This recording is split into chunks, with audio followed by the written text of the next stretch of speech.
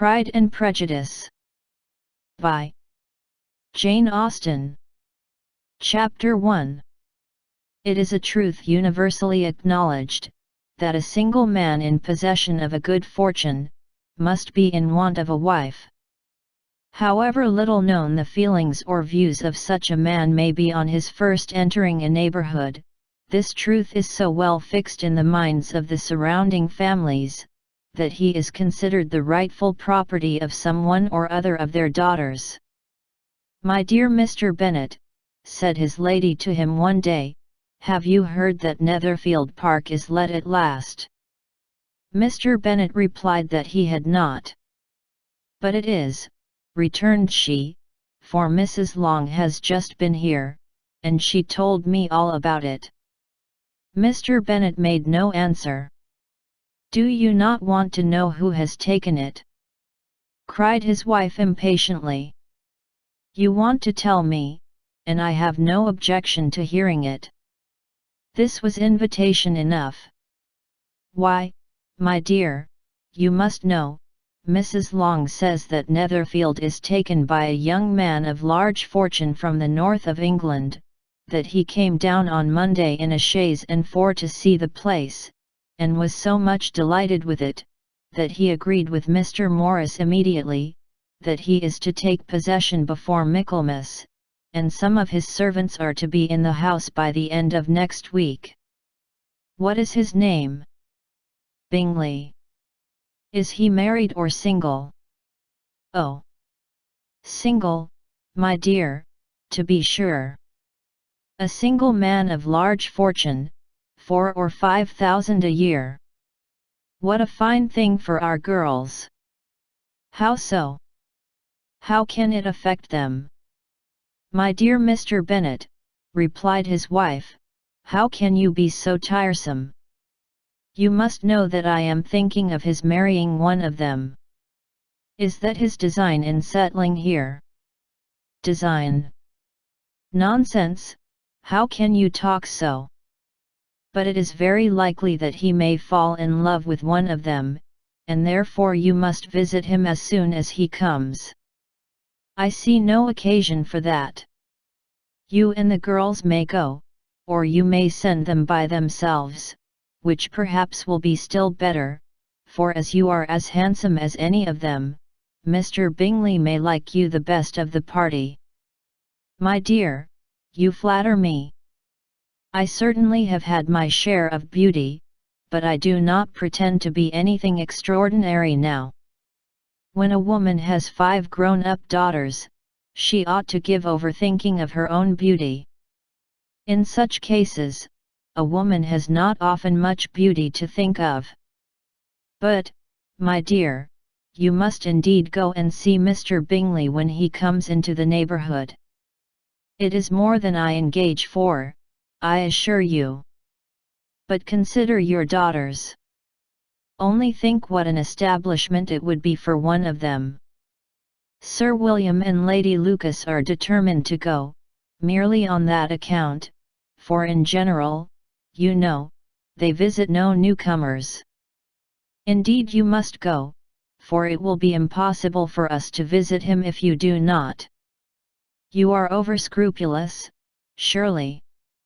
I dare say Mr. Bingley will be very glad to see you, and I will send a few lines by you to assure him of my hearty consent to his marrying whichever he chooses of the girls, though I must throw in a good word for my little Lizzie.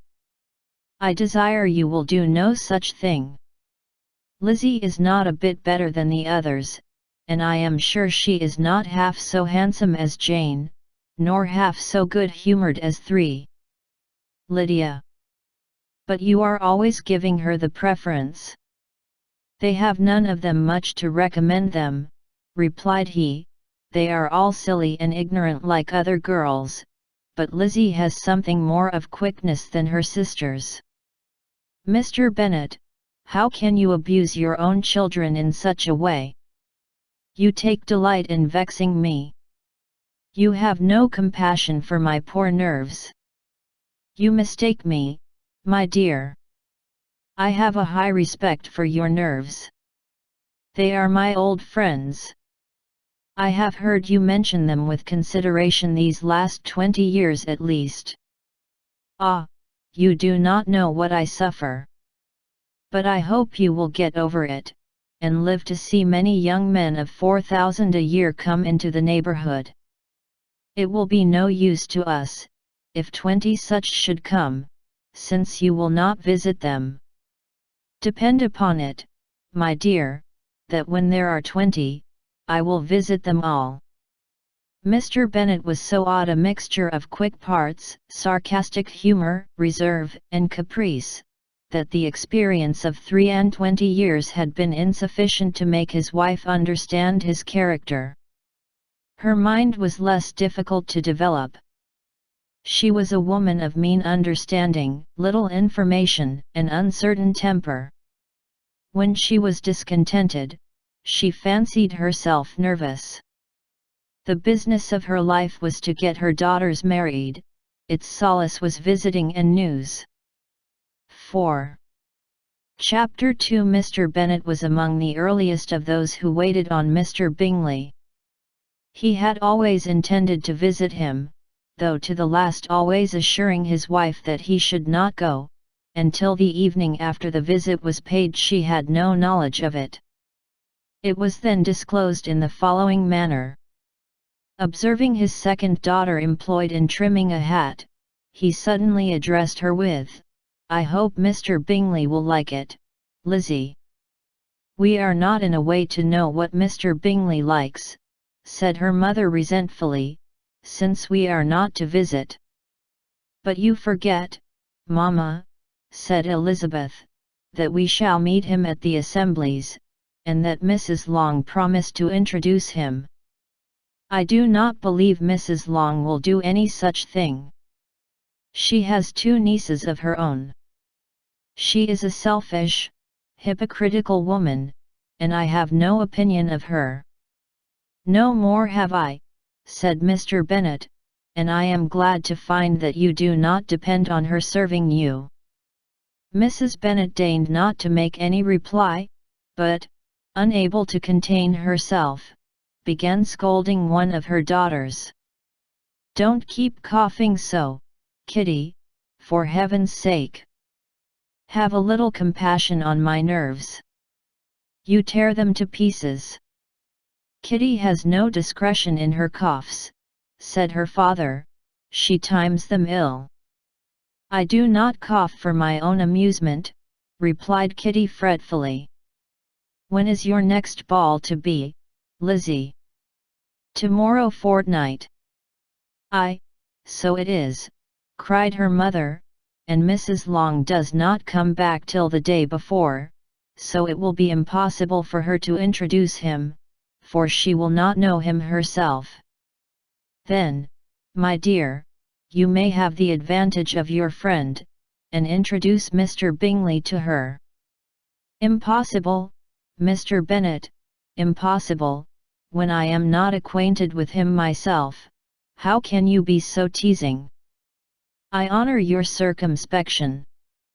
A fortnight's acquaintance is certainly very little. One cannot know what a man really is by the end of a fortnight. But if we do not venture somebody else will, and after all, Mrs. Long and her nieces must stand their chance, and, therefore, as she will think it an act of kindness, if you decline the office, I will take it on myself." The girls stared at their father. Mrs. Bennet said only, "Nonsense, nonsense." "What can be the meaning of that emphatic exclamation?" cried he. "Do you consider the forms of introduction, and the stress that is laid on them, as nonsense?" "I cannot quite agree with you there. What say you, Mary? For you are a young lady of deep reflection, I know, and read great books and make extracts." Mary wished to say something sensible, but knew not how. While Mary is adjusting her ideas, he continued, "Let us return to Mr. Bingley." "I am sick of Mr. Bingley," cried his wife. "I am sorry to hear that," but why did not you tell me that before? If I had known as much this morning I certainly would not have called on him. It is very unlucky, but as I have actually paid the visit, we cannot escape the acquaintance now." The astonishment of the ladies was just what he wished, that of Mrs. Bennet perhaps surpassing the rest, though, when the first tumult of joy was over, she began to declare that it was what she had expected all the while. "How good it was in you, my dear Mr. Bennet! But I knew I should persuade you at last. I was sure you loved your girls too well to neglect such an acquaintance. Well, how pleased I am! And it is such a good joke, too, that you should have gone this morning and never said a word about it till now. Now, Kitty, you may cough as much as you choose," said Mr. Bennet, and, as he spoke, he left the room, fatigued with the raptures of his wife. "What an excellent father you have, girls!" said she, when the door was shut. "I do not know how you will ever make him amends for his kindness, or me, either, for that matter. At our time of life it is not so pleasant, I can tell you, to be making new acquaintances every day, but for your sakes, we would do anything. Lydia, my love, though you are the youngest, I dare say Mr. Bingley will dance with you at the next ball." "Oh," said Lydia stoutly, "I am not afraid, for though I am the youngest, I'm the tallest." The rest of the evening was spent in conjecturing how soon he would return Mr. Bennet's visit, and determining when they should ask him to dinner. 6. Chapter 3. Not all that Mrs. Bennet, however, with the assistance of her 5 daughters, could ask on the subject, was sufficient to draw from her husband any satisfactory description of Mr. Bingley. They attacked him in various ways with barefaced questions, ingenious suppositions, and distant surmises, but he eluded the skill of them all, and they were at last obliged to accept the second-hand intelligence of their neighbour, Lady Lucas. Her report was highly favourable. Sir William had been delighted with him. He was quite young, wonderfully handsome, extremely agreeable, and, to crown the whole, he meant to be at the next assembly with a large party. Nothing could be more delightful. To be fond of dancing was a certain step towards falling in love, and very lively hopes of Mr. Bingley's heart were entertained. "If I can but see one of my daughters happily settled at Netherfield," said Mrs. Bennet to her husband, "and all the others equally well married, I shall have nothing to wish for." In a few days Mr. Bingley returned Mr. Bennet's visit, and sat about 10 minutes with him in his library. He had entertained hopes of being admitted to a sight of the young ladies, of whose beauty he had heard much, but he saw only the father. The ladies were somewhat more fortunate, for they had the advantage of ascertaining from an upper window that he wore a blue coat, and rode a black horse. An invitation to dinner was soon afterwards dispatched, and already had Mrs. Bennet planned the courses that were to do credit to her housekeeping, when an answer arrived which deferred it all. Mr. Bingley was obliged to be in town the following day, and, consequently, unable to accept the honour of their invitation, etc. Mrs. Bennet was quite disconcerted. She could not imagine what business he could have in town so soon after his arrival in Hertfordshire, and she began to fear that he might be always flying about from one place to another, and never settled at Netherfield as he ought to be. Lady Lucas quieted her fears a little by starting the idea of his being gone to London only to get a large party for the ball, and a report soon followed that Mr. Bingley was to bring 12 ladies and 7 gentlemen with him to the assembly. The girls grieved over such a number of ladies, but were comforted the day before the ball by hearing that instead of 12 he brought only 6 with him from London, his 5 sisters and a cousin. And when the party entered the assembly room it consisted of only 5 altogether: Mr. Bingley, his 2 sisters, the husband of the eldest, and another young man. Mr. Bingley was good-looking and gentlemanlike. He had a pleasant countenance, and easy, unaffected manners. His sisters were fine women, with an air of decided fashion. His brother-in-law, Mr. Hurst, merely looked the gentleman, but his friend Mr. Darcy soon drew the attention of the room by his fine, tall person, handsome features, noble mien, and the report which was in general circulation within 5 minutes 7. After his entrance, of his having 10,000 a year. The gentlemen pronounced him to be a fine figure of a man, the ladies declared he was much handsomer than Mr. Bingley, and he was looked at with great admiration for about half the evening, till his manners gave a disgust which turned the tide of his popularity, for he was discovered to be proud, to be above his company, and above being pleased, and not all his large estate in Derbyshire could then save him from having a most forbidding, disagreeable countenance, and being unworthy to be compared with his friend. Mr. Bingley had soon made himself acquainted with all the principal people in the room. He was lively and unreserved, danced every dance, was angry that the ball closed so early, and talked of giving one himself at Netherfield.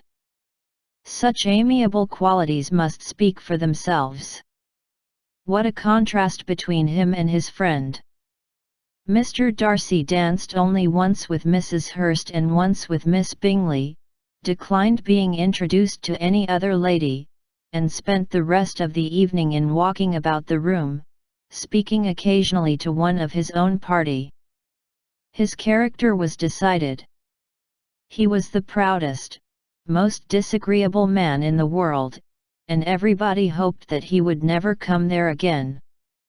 Amongst the most violent against him was Mrs. Bennet, whose dislike of his general behaviour was sharpened into particular resentment by his having slighted one of her daughters. Elizabeth Bennet had been obliged, by the scarcity of gentlemen, to sit down for 2 dances, and during part of that time, Mr. Darcy had been standing near enough for her to hear a conversation between him and Mr. Bingley, who came from the dance for a few minutes, to press his friend to join it. "Come, Darcy," said he, "I must have you dance. I hate to see you standing about by yourself in this stupid manner. You had much better dance." "I certainly shall not. You know how I detest it, unless I am particularly acquainted with my partner. At such an assembly as this it would be insupportable. Your sisters are engaged, and there is not another woman in the room whom it would not be a punishment to me to stand up with." "I would not be so fastidious as you are," cried Mr. Bingley, "for a kingdom. Upon my honour, I never met with so many pleasant girls in my life as I have this evening, and there are several of them you see uncommonly pretty." "You are dancing with the only handsome girl in the room," said Mr. Darcy, looking at the eldest Miss Bennet. "Oh! She is the most beautiful creature I ever beheld. But there is one of her sisters sitting down just behind you, who is very pretty, and I dare say very agreeable. Do let me ask my partner to introduce you." "Which do you mean?" And turning round he looked for a moment at Elizabeth, till catching her eye, he withdrew his own and coldly said, "She is tolerable, but not handsome enough to tempt me. I am in no humour at present to give consequence to young ladies who are slighted by other men. You had better return to your partner and enjoy her smiles, for you are wasting your time with me." Mr. Bingley followed his advice. Mr. Darcy walked off, and ate. Elizabeth remained with no very cordial feelings toward him. She told the story, however, with great spirit among her friends, for she had a lively, playful disposition, which delighted in anything ridiculous.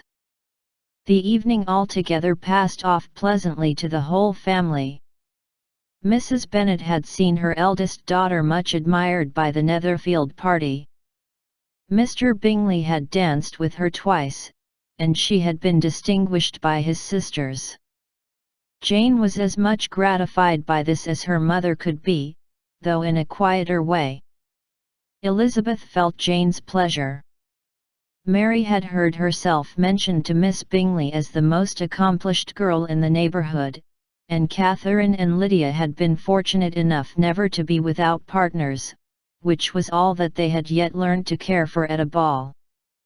They returned, therefore, in good spirits to Longbourn, the village where they lived, and of which they were the principal inhabitants. They found Mr. Bennet still up. With a book he was regardless of time, and on the present occasion he had a good deal of curiosity as to the event of an evening which had raised such splendid expectations. He had rather hoped that his wife's views on the stranger would be disappointed, but he soon found out that he had a different story to hear. "Oh, my dear Mr. Bennet," as she entered the room, "we have had a most delightful evening, a most excellent ball. I wish you had been there. Jane was so admired, nothing could be like it. Everybody said how well she looked, and Mr. Bingley thought her quite beautiful, and danced with her twice. Only think of that, my dear, he actually danced with her twice.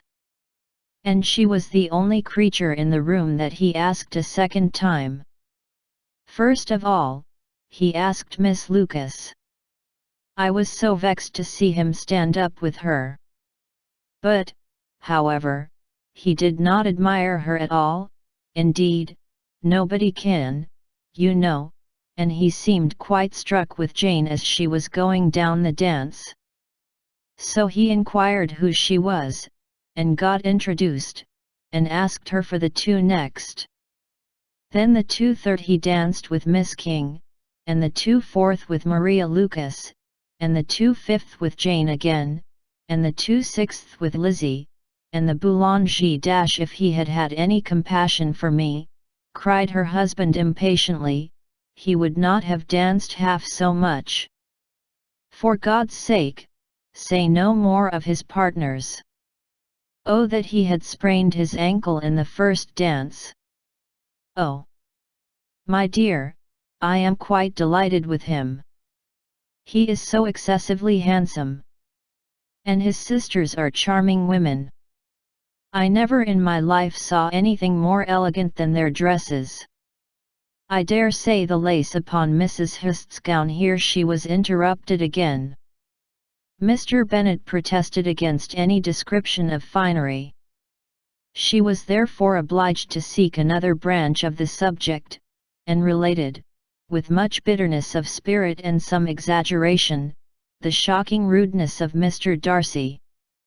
"But I can assure you," she added, "that Lizzie does not lose much by not suiting his fancy, for he is a most disagreeable, horrid man, not at all worth pleasing. So high and so conceited that there was no enduring him. He walked here, and he walked there, fancying himself so very great. Not handsome enough to dance with. I wish you had been there, my dear, to have given him one of your set-downs. I quite detest the man." 10. Chapter 4. When Jane and Elizabeth were alone, the former, who had been cautious in her praise of Mr. Bingley before, expressed to her sister just how very much she admired him.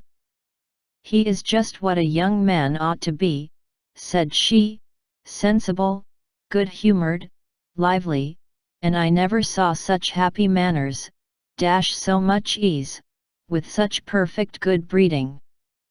He is also handsome, replied Elizabeth, which a young man ought likewise to be, if he possibly can. His character is thereby complete. I was very much flattered by his asking me to dance a second time.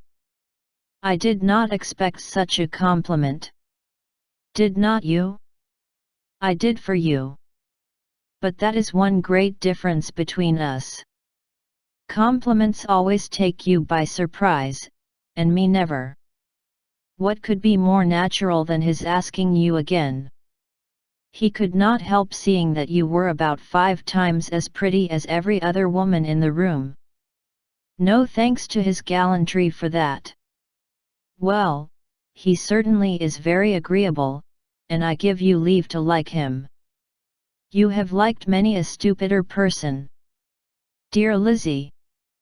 Oh! You are a great deal too apt, you know, to like people in general.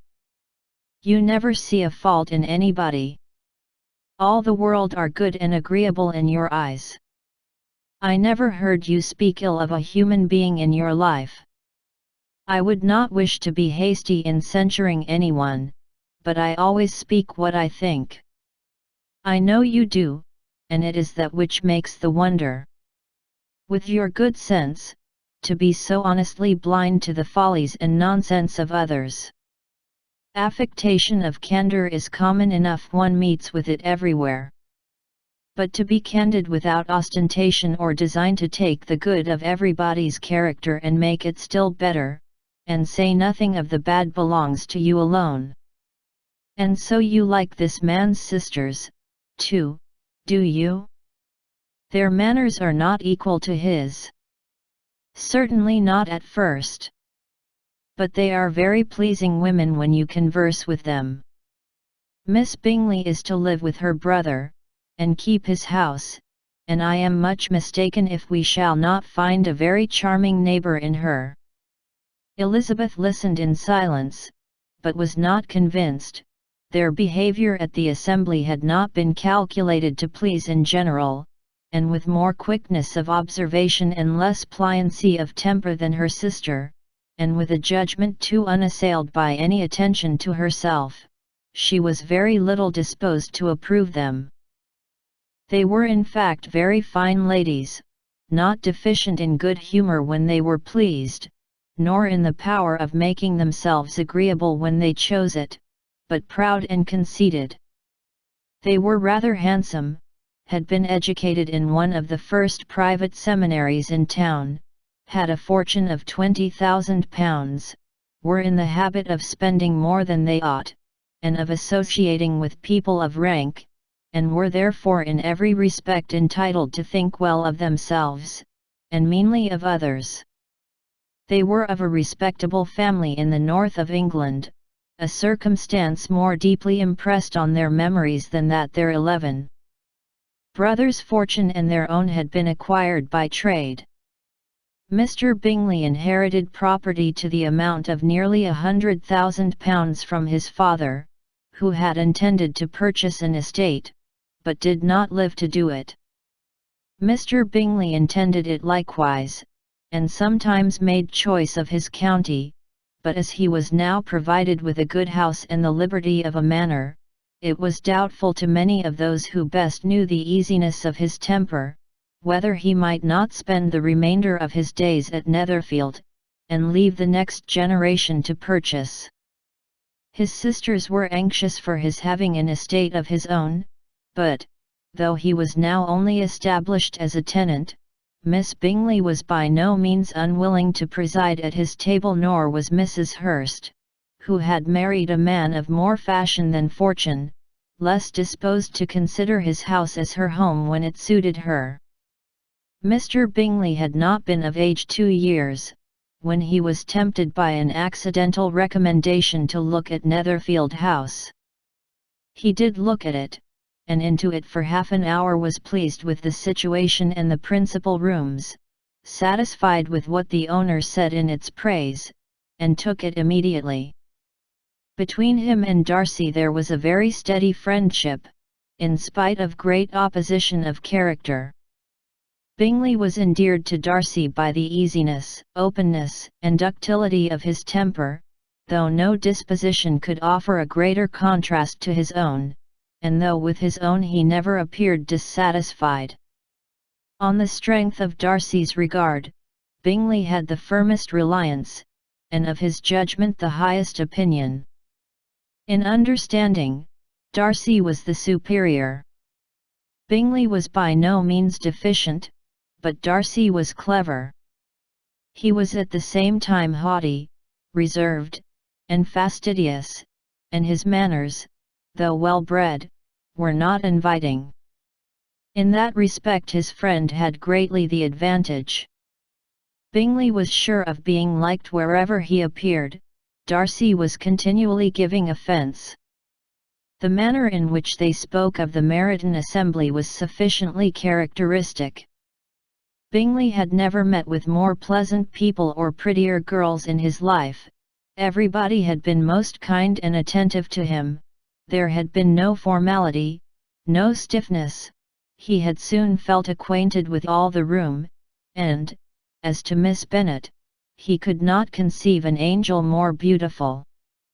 Darcy, on the contrary, had seen a collection of people in whom there was little beauty and no fashion, for none of whom he had felt the smallest interest, and from none received either attention or pleasure. Miss Bennet he acknowledged to be pretty, but she smiled too much. Mrs. Hurst and her sister allowed it to be so, but still they admired her and liked her, and pronounced her to be a sweet girl, and one whom they would not object to know more of. Miss Bennet was therefore established as a sweet girl, and their brother felt authorized by such commendation to think of her as he chose. 12. Chapter 5. Within a short walk of Longbourn lived a family with whom the Bennets were particularly intimate. Sir William Lucas had been formerly in trade in Meryton, where he had made a tolerable fortune, and risen to the honour of knighthood by an address to the king during his mayoralty. The distinction had perhaps been felt too strongly. It had given him a disgust to his business, and to his residence in a small market town, and, in quitting them both, he had removed with his family to a house about a mile from Meryton, denominated from that period Lucas Lodge, where he could think with pleasure of his own importance, and, unshackled by business, occupy himself solely in being civil to all the world. For, though elated by his rank, it did not render him supercilious. On the contrary, he was all attention to everybody. By nature inoffensive, friendly, and obliging, his presentation at St. James's had made him courteous. Lady Lucas was a very good kind of woman, not too clever to be a valuable neighbour to Mrs. Bennet. They had several children. The eldest of them, a sensible, intelligent young woman, about 27, was Elizabeth's intimate friend. That the Miss Lucases and the Miss Bennets should meet to talk over a ball was absolutely necessary, and the morning after the assembly brought the former to Longbourn to hear and to communicate. "You began the evening well, Charlotte," said Mrs. Bennet with civil self-command to Miss Lucas. "You were Mr. Bingley's first choice." "Yes, but he seemed to like his second better." "Oh. You mean Jane, I suppose, because he danced with her twice." "To be sure, that did seem as if he admired her. Indeed, I rather believe he did. I heard something about it, but I hardly know what something about Mr. Robinson." "Perhaps you mean what I overheard between him and Mr. Robinson. Did not I mention it to you? Mr. Robinson's asking him how he liked our Meryton assemblies, and whether he did not think there were a great many pretty women in the room, and which he thought the prettiest. And his answering immediately to the last question, 'Oh, the eldest Miss Bennet, beyond a doubt, there cannot be two opinions on that point. Upon my word. Well, that is very decided indeed. That does seem as if, but, however, it may all come to nothing, you know. My overhearings were more to the purpose than yours, Eliza, said Charlotte. Mr. Darcy is not so well worth listening to as his friend, is he? Poor Eliza, to be only just tolerable. I beg you would not put it into Lizzie's head to be vexed by his ill treatment, for he is such a disagreeable man, that it would be quite a misfortune to be liked by him. Mrs. Long told me last night that he sat close to her for half an hour without once opening his lips. Are you quite sure, ma'am? Is not there a little mistake? Said Jane. I certainly saw Mr. Darcy speaking to her. Because she asked him at last how he liked Netherfield, and he could not help answering her, but she said he seemed 13. Quite angry at being spoke to. Miss Bingley told me, said Jane, that he never speaks much, unless among his intimate acquaintances. With them he is remarkably agreeable. I do not believe a word of it, my dear. If he had been so very agreeable, he would have talked to Mrs. Long. But I can guess how it was. Everybody says that he is eat up with pride, and I dare say he had heard somehow that Mrs. Long does not keep a carriage, and had come to the ball in a hack chaise. I do not mind his not talking to Mrs. Long, said Miss Lucas, but I wish he had danced with Eliza. Another time, Lizzie, said her mother, I would not dance with him, if I were you. I believe, ma'am, I may safely promise you never to dance with him. His pride, said Miss Lucas, does not offend me so much as pride often does, because there is an excuse for it. One cannot wonder that so very fine a young man, with family, fortune, everything in his favor, should think highly of himself. If I may so express it, he has a right to be proud. That is very true, replied Elizabeth, and I could easily forgive his pride, if he had not mortified mine. Pride, observed Mary, who piqued herself upon the solidity of her reflections, is a very common failing, I believe. By all that I have ever read, I am convinced that it is very common indeed, that human nature is particularly prone to it, and that there are very few of us who do not cherish a feeling of self-complacency on the score of some quality or other, real or imaginary. Vanity and pride are different things, though the words are often used synonymously. A person may be proud without being vain. Pride relates more to our opinion of ourselves, vanity to what we would have others think of us. If I were as rich as Mr. Darcy, cried a young Lucas, who came with his sisters, I should not care how proud I was. I would keep a pack of foxhounds, and drink a bottle of wine a day. Then you would drink a great deal more than you ought, said Mrs. Bennet, and if I were to see you at it, I should take away your bottle directly. The boy protested that she should not, she continued to declare that she would, and the argument ended only with the visit. 14. Chapter 6. The ladies of Longbourn soon waited on those of Netherfield. The visit was soon returned in due form. Miss Bennet's pleasing manners grew on the goodwill of Mrs. Hurst and Miss Bingley, and though the mother was found to be intolerable, and the younger sisters not worth speaking to, a wish of being better acquainted with them was expressed towards the two eldest. By Jane, this attention was received with the greatest pleasure, but Elizabeth still saw superciliousness in their treatment of everybody, hardly excepting even her sister, and could not like them, though their kindness to Jane, such as it was, had a value as arising in all probability from the influence of their brother's admiration. It was generally evident whenever they met, that he did admire her, and to her it was equally evident that Jane was yielding to the preference which she had begun to entertain for him from the first, and was in a way to be very much in love, but she considered with pleasure that it was not likely to be discovered by the world in general, since Jane united, with great strength of feeling, a composure of temper and a uniform cheerfulness of manner which would guard her from the suspicions of the impertinent. She mentioned this to her friend Miss Lucas. "It may perhaps be pleasant," replied Charlotte, "to be able to impose on the public in such a case, but it is sometimes a disadvantage to be so very guarded. If a woman conceals her affection with the same skill from the object of it, she may lose the opportunity of fixing him, and it will then be but poor consolation to believe the world equally in the dark. There is so much of gratitude or vanity in almost every attachment, that it is not safe to leave any to itself.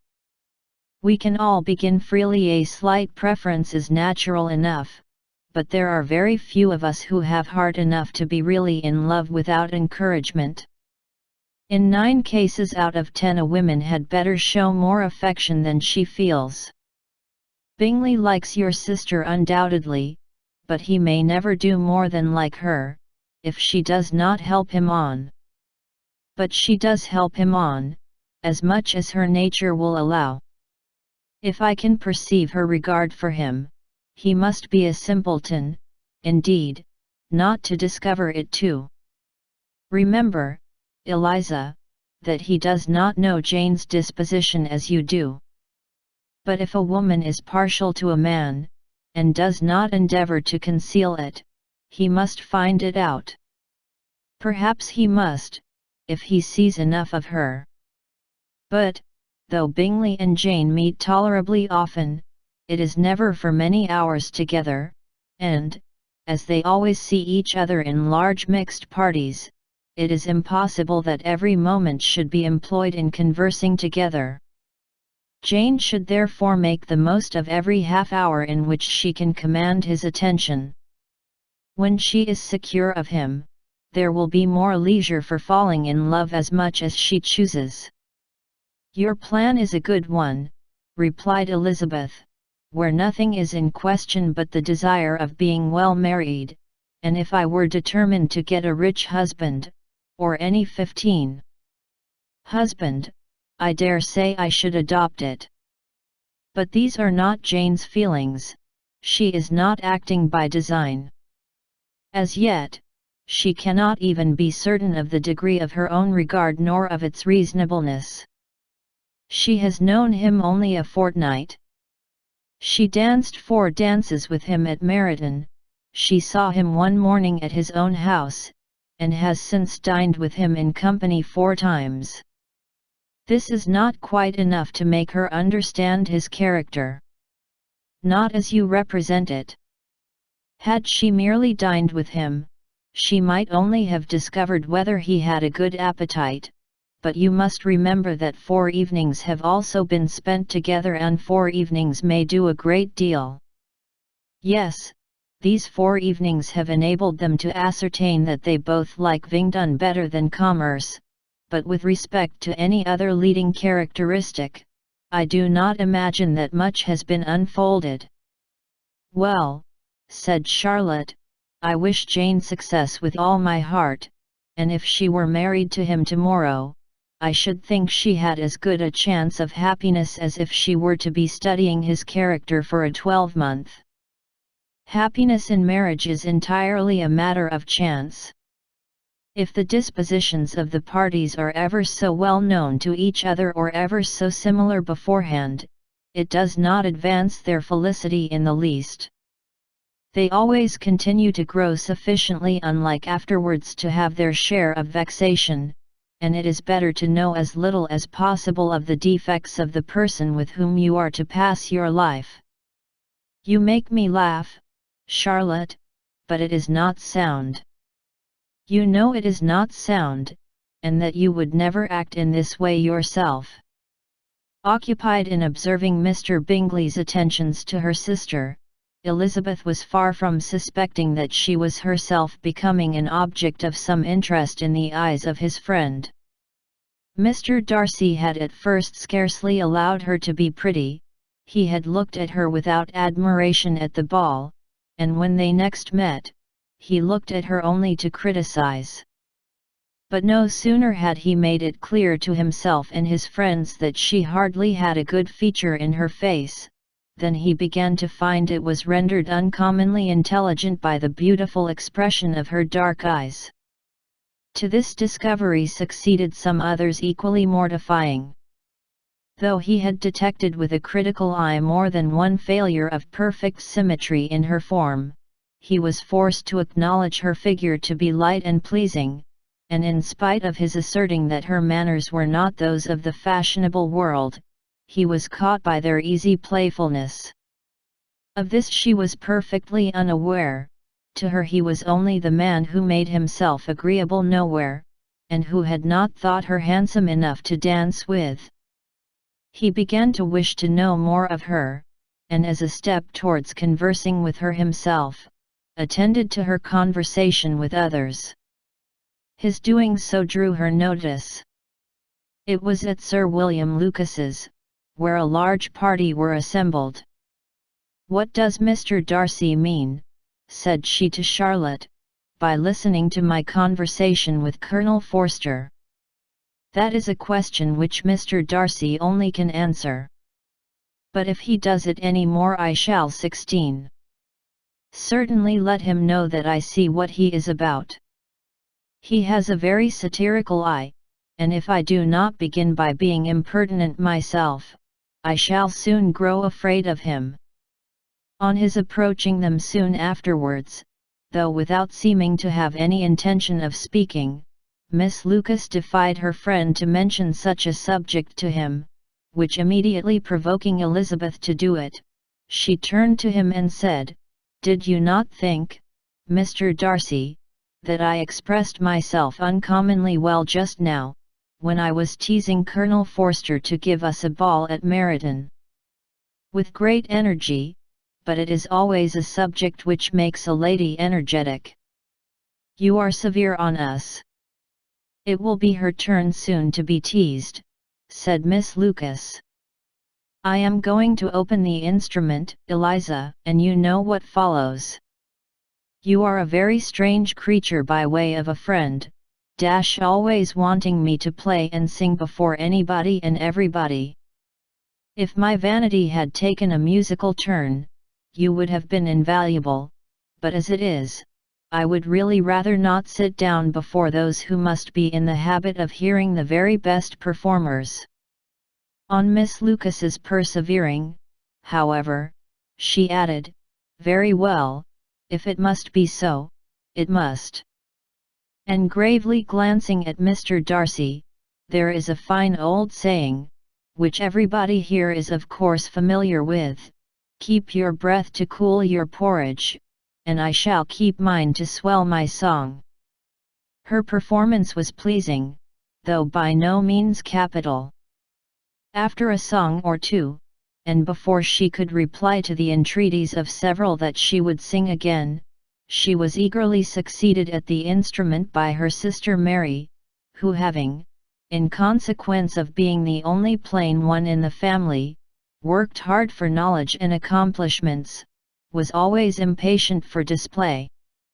Mary had neither genius nor taste, and though vanity had given her application, it had given her likewise a pedantic air and conceited manner, which would have injured a higher degree of excellence than she had reached.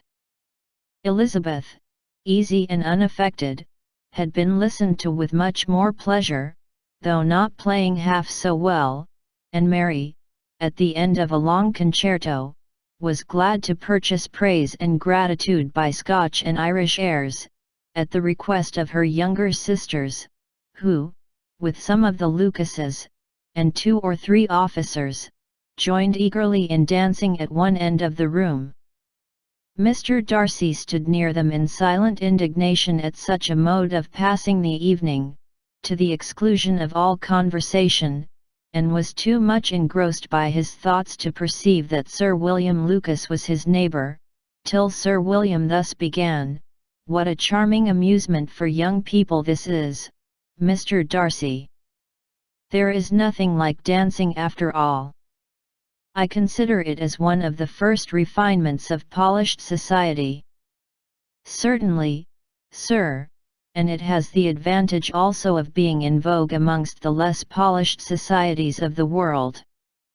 Every savage can dance." Sir William only smiled. "Your friend performs delightfully," he continued after a pause, on seeing Bingley join the group, "and I doubt not that you are an adept in the science yourself, Mr. Darcy. You saw me dance at Meryton, I believe, sir?" "Yes, indeed, and received no inconsiderable 17. Pleasure from the sight. Do you often dance at St. James's?" "Never, sir." "Do you not think it would be a proper compliment to the place?"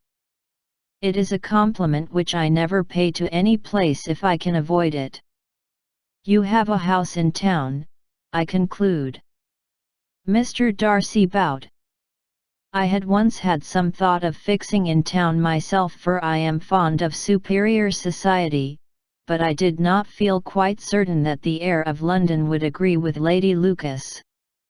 He paused in hopes of an answer, but his companion was not disposed to make any, and Elizabeth at that instant moving towards them, he was struck with the action of doing a very gallant thing, and called out to her, "My dear Miss Eliza, why are you not dancing? Mr. Darcy, you must allow me to present this young lady to you as a very desirable partner. You cannot refuse to dance, I am sure, when so much beauty is before you." And, taking her hand, he would have given it to Mr. Darcy, who, though extremely surprised, was not unwilling to receive it, when she instantly drew back, and said with some discomposure to Sir William, "Indeed, sir, I have not the least intention of dancing. I entreat you not to suppose that I moved this way in order to beg for a partner." Mr. Darcy, with grave propriety, requested to be allowed the honour of her hand, but in vain. Elizabeth was determined, nor did Sir William at all shake her purpose by his attempt at persuasion. "You excel so much in the dance, Miss Eliza, that it is cruel to deny me the happiness of seeing you, and though this gentleman dislikes the amusement in general, he can have no objection, I am sure, to oblige us for 1/2 hour." "Mr. Darcy is all politeness," said Elizabeth, smiling. "He is, indeed, but, considering the inducement, my dear Miss Eliza, we cannot wonder at his complaisance, for who would object to such a partner?" Elizabeth looked archly, and turned away. Her resistance had not injured her with the gentleman, and he was thinking of her with some complacency, when thus accosted by Miss Bingley, "I can guess the subject of your reverie." "I should imagine not. You are considering how insupportable it would be to pass many evenings in this manner in such society, and indeed I am quite of your opinion. I was never more annoyed. The insipidity, and yet the noise, the nothingness, and yet the self-importance of all those people. What would I give to hear your strictures on them? Your conjecture is totally wrong, I assure you. My mind was more agreeably engaged. I have been meditating on the very great pleasure which a pair of fine eyes in the face of a pretty woman can bestow." Miss Bingley immediately fixed her eyes on his face, and desired he would tell her what lady had the credit of inspiring such reflections. Mr. Darcy replied with great intrepidity, "Miss Elizabeth Bennet." Miss Elizabeth Bennet, repeated Miss Bingley. I am all astonishment. How long has she been such a favourite? And pray, when am I to wish you joy? That is exactly the question which I expected you to ask. A lady's imagination is very rapid, it jumps from admiration to love, from love to matrimony, in a moment. I knew you would be wishing me joy.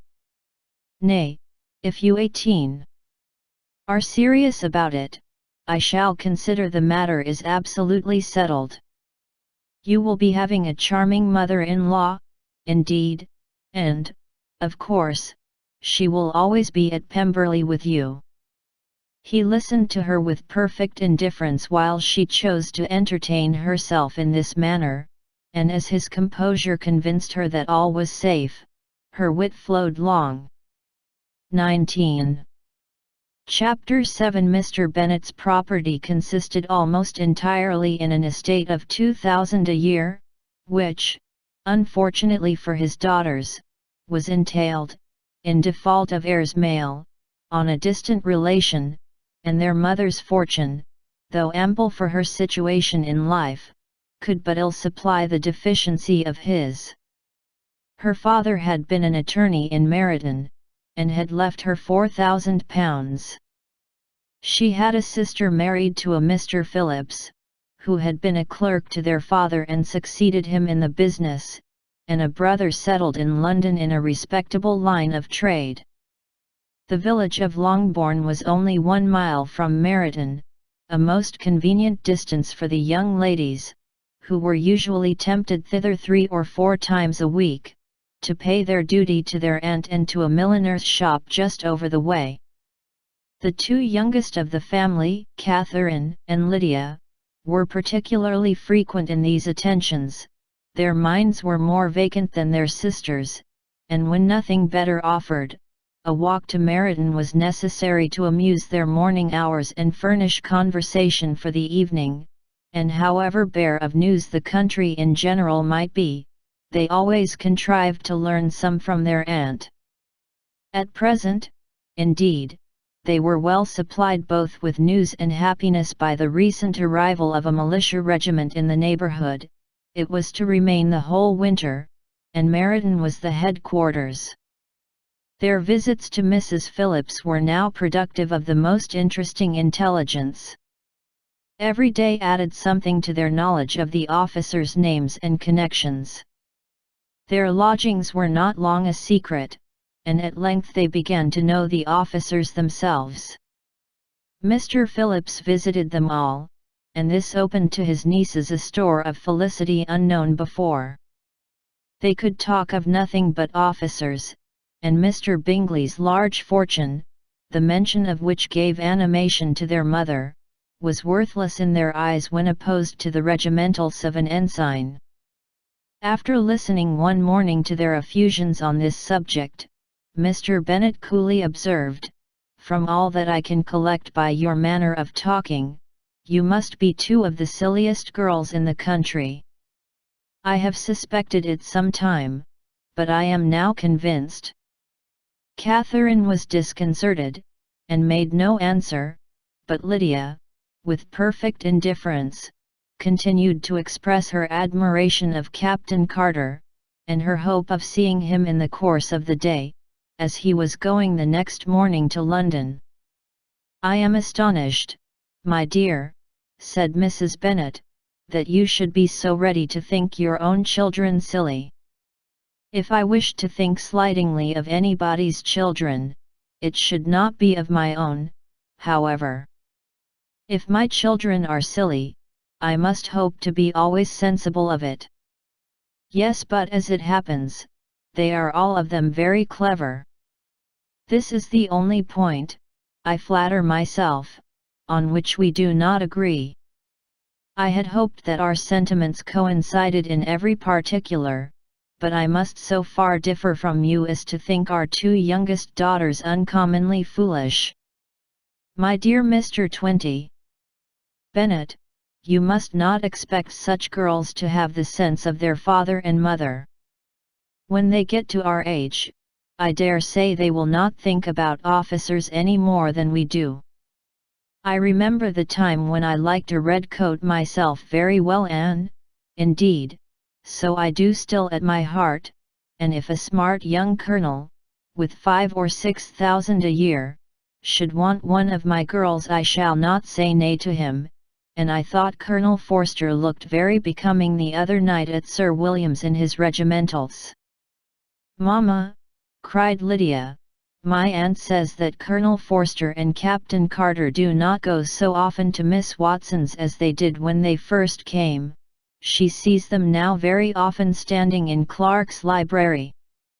Mrs. Bennet was prevented replying by the entrance of the footman with a note for Miss Bennet. It came from Netherfield, and the servant waited for an answer. Mrs. Bennet's eyes sparkled with pleasure, and she was eagerly calling out, while her daughter read, "Well, Jane, who is it from? What is it about? What does he say? Well, Jane, make haste and tell us, make haste, my love." "It is from Miss Bingley," said Jane, and then read it aloud. "My dear friend if you are not so compassionate as to dine today with Louisa and me, we shall be in danger of hating each other for the rest of our lives, for a whole day's tete-a-tete between two women can never end without a quarrel. Come as soon as you can on receipt of this. My brother and the gentlemen are to dine with the officers. Yours ever, Caroline Bingley." "With the officers!" cried Lydia. "I wonder my aunt did not tell us of that." "Dining out," said Mrs. Bennet, "that is very unlucky." "Can I have the carriage?" said Jane. "No, my dear, you had better go on horseback, because it seems likely to rain, and then you must stay all night." "That would be a good scheme," said Elizabeth, "if you were sure that they would not offer to send her home." "Oh! But the gentlemen will have Mr. Bingley's chaise to go to Meryton, and the Hursts have no horses to theirs. I had much rather go in the coach." "But, my dear, your father cannot spare the horses, I am sure. They are wanted in the farm, Mr. Bennet, are they not?" "They are wanted in the farm much oftener than I can get them." "But if you have got them today," said Elizabeth, "my mother's purpose will be answered." She did at last extort from her father an acknowledgment that the horses were engaged. Jane was therefore obliged to go on horseback, and her mother attended her to the door with many cheerful prognostics of a bad day. Her hopes were answered. Jane had not been gone long before it rained hard. Her sisters were uneasy for her, but her mother was delighted. The rain continued the whole evening without intermission. Jane certainly could not come back. "This was a lucky idea of mine, indeed," said Mrs. Bennet more than once, as if the credit of making it rain were all her own. Till the next morning, however, she was not aware of all the felicity of her contrivance. Breakfast was scarcely over when a servant from Netherfield brought the following note for Elizabeth: "My dearest Lizzie I find myself very unwell this 21 morning, which, I suppose, is to be imputed to my getting wet through yesterday. My kind friends will not hear of my returning till I am better. They insist also on my seeing Mr. Jones, therefore do not be alarmed if you should hear of his having been to me, and, excepting a sore throat and headache, there is not much the matter with me. Yours, etc." "Well, my dear," said Mr. Bennet, when Elizabeth had read the note aloud, "if your daughter should have a dangerous fit of illness, if she should die, it would be a comfort to know that it was all in pursuit of Mr. Bingley, and under your orders." "Oh! I am not afraid of her dying." People do not die of little trifling colds. She will be taken good care of. As long as she stays there, it is all very well. I would go and see her if I could have the carriage." Elizabeth, feeling really anxious, was determined to go to her, though the carriage was not to be had, and as she was no horsewoman, walking was her only alternative. She declared her resolution. "How can you be so silly," cried her mother, "as to think of such a thing, in all this dirt? You will not be fit to be seen when you get there." "I shall be very fit to see Jane, which is all I want." "Is this a hint to me, Lizzie," said her father, "to send for the horses?" "No, indeed, I do not wish to avoid the walk. The distance is nothing when one has a motive, only 3 miles. I shall be back by dinner." "I admire the activity of your benevolence," observed Mary, "but every impulse of feeling should be guided by reason, and, in my opinion, exertion should always be in proportion to what is required." "We will go as far as Meryton with you," said Catherine and Lydia. Elizabeth accepted their company, and the 3 young ladies set off together. "If we make haste," said Lydia, as they walked along, "perhaps we may see something of Captain Carter before he goes." In Meryton they parted.